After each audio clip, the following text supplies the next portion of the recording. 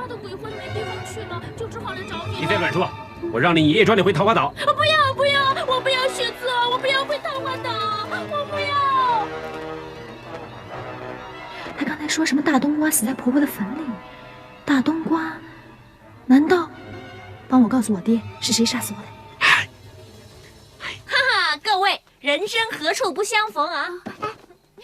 你怎么会在这儿？是我爹让我在这儿等你的。你爹？他怎么知道我们在这儿？哎，这种事啊，他随便一算就算出来了。我爹啊，这次真被你害死了。我怎么害他了？你知道吗？我爹啊，现在被全真教那帮臭道士和周伯通在围攻呢。哦，是吗？就是因为欧阳伯伯你的挑拨离间计啊！你明知道我爹不喜欢跟人解释的，现在被那帮臭道士缠着呢。他特地让我来这儿，来求欧阳伯伯去救救他。我为什么要救他？我爹让我告诉你啊，他苦思了几个月，终于参透了那篇经文的意思了。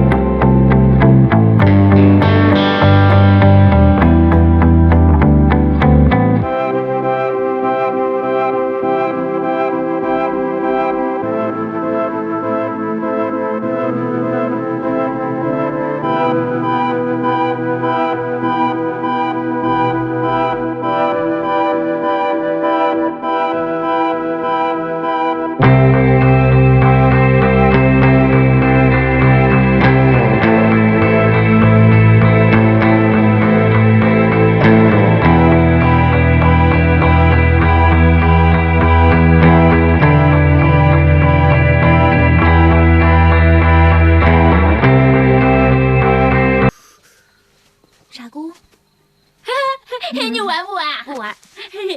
对了，爷爷明明带着傻姑回桃花岛了，怎么傻姑会在这儿呢？我不回桃花岛，我不回，我要回牛家村，我不要。好了，别吵了，过2天呢，姑姑带傻姑回牛家村。哎呀，我知道了，一定是那个小王爷把傻姑带到这儿来了。是他带的，你怎么知道的？对了，爷爷在哪儿啊？怎么会让傻姑跟别人走呢？那天本来爷爷在教傻姑写字，谁知道怎么写也写不会，所以爷爷就好凶的骂我，还骂我傻。那我本来就是傻姑嘛。是啊，爷爷不对，傻姑对了。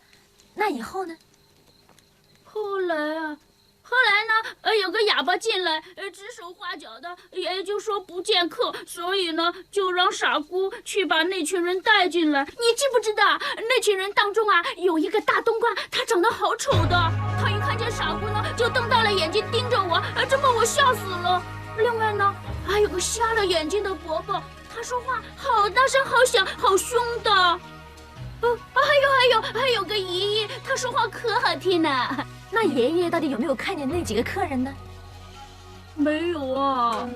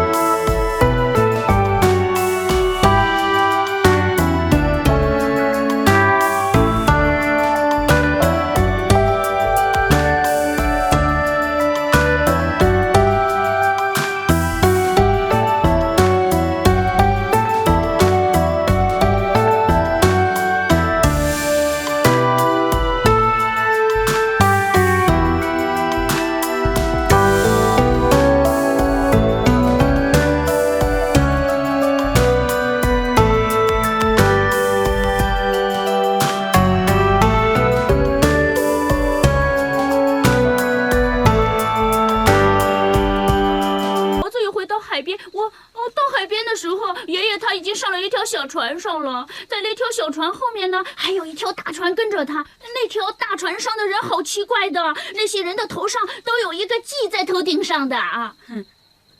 那后来爷爷有没有回桃花岛呢？没有啊，我等了很久，他都没有回来啊。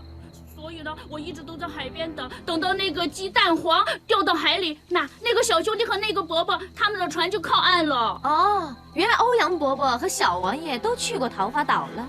是啊，他们可好了，他们带了很多吃的请我吃啊，让我带他们到爷爷那儿去。你还说，王彦康，你想杀人灭口？师傅，我早知道这件事，瞒不过他们父女俩的。丫头，你还想知道什么？尽管直说，别再拐弯抹角的。其实不用问，我也想到了。不过我想让傻姑亲口把事实说出来，证明我爹根本就没杀过江南五怪。凶手另有其人，那是谁？当初我发现五怪尸体的时候，我也以为是我爹杀的，那你怎么知道他们不是你爹杀的呢？因为我发现了一个很大的破绽。什么破绽呢？第一，我爹那么爱我娘，试问他怎么会在我娘的墓地里杀人呢？第二，就算他真的杀了人，也不会任由那些尸体弄脏我娘的墓地呀。第三，我爹绝不会打开墓地的门就那么走了。由此可见，我爹一定不是杀人凶手。果然很有道理。看来这个凶手真是百密一疏，是不是康儿？我不但知道我爹不是真凶，我还知道谁是杀人凶手。是谁呀？从我发现南溪人的死，还有朱聪临死之前，在这封信的后面所写的一个没写完的字，我就猜到凶手是欧阳伯。